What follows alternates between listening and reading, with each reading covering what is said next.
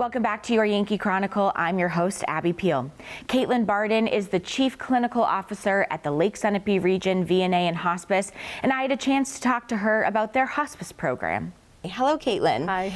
Thank you for joining me and talking about, you oversee all the clinicals here, but talk about mostly for hospice care. Talk about the program here, because I think it is something that people don't really understand, the value that the VNA brings for hospice care. Yeah, absolutely. Thanks for having me. As you mentioned, I do oversee, we have home care, hospice, and private duty services here. Hospice has a near and dear place in my heart. I was a hospice nurse in the field years ago, and coming back to it feels like, you know, the place to be. It's just such a gift we can give to patients. I think not everybody understands hospice care, and working with the team, we have a lot of team members from nursing to our medical provider, spiritual care, social work, and we really are able to help give people quality and peace and comfort in the care that we provide, and our staff really view it as a gift to be able to provide that care and be a part of people's families. Sure. For whatever time that might be, especially during Hospice Month in November, we like to get the word out that you don't have to wait for hospice care. And we also do palliative care here, and sometimes, you know, is it palliative, is it hospice, and we just say, call us, you know, reach out, talk to us.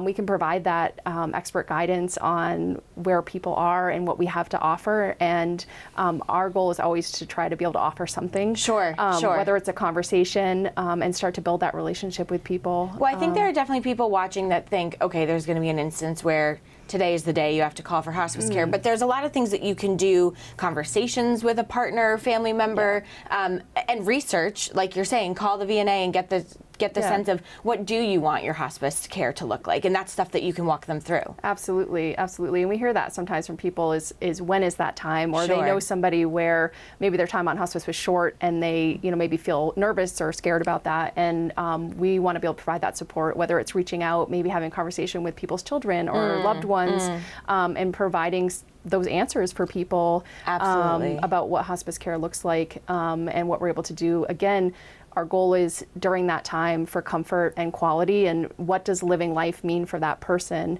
rather than maybe sometimes people view it as or sad or time or negative time is, you know, what can that time be for people? Well, and it's such an emotional time for not only the patient but the family as well, and some of those decisions are just so hard to make, so you can really guide them in order to do that, but also you become part of their family for a period of time too as the nurse, and that must be quite powerful on your end. Yes, absolutely. And I think our staff talk a lot about that. There's a lot of storytelling from the families and from our staff, and being able to be a part of that, and really again celebrating that life and those joys and stories of the life that was lived. Definitely. And being able to provide, you know, that comfort. And our, you know, either our social worker or sometimes our medical providers are able to go out and have those conversations, really answer those questions that people have, and provide that comfort in knowing what's happening and what's going on. And so I think that can be powerful for people to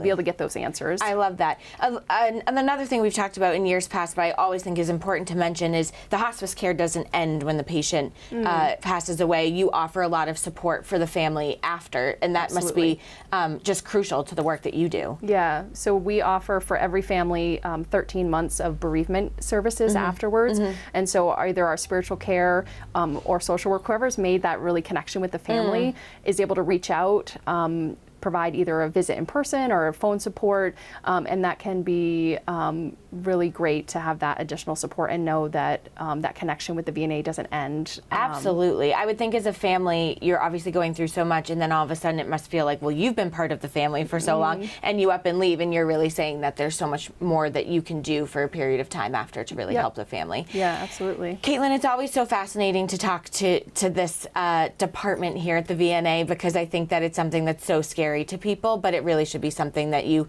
give some thought, do a little research, and have those conversations, because you have such an amazing team. Yeah, I appreciate that, and just reaching out and initiating those conversations is really what message we want to get out. For sure. Yeah. Well, Caitlin Barden, the Chief Clinical Officer here at the VNA, thank you so much for joining me. Thanks, Abby. Be sure to check in with them to learn more about what hospice can do for you.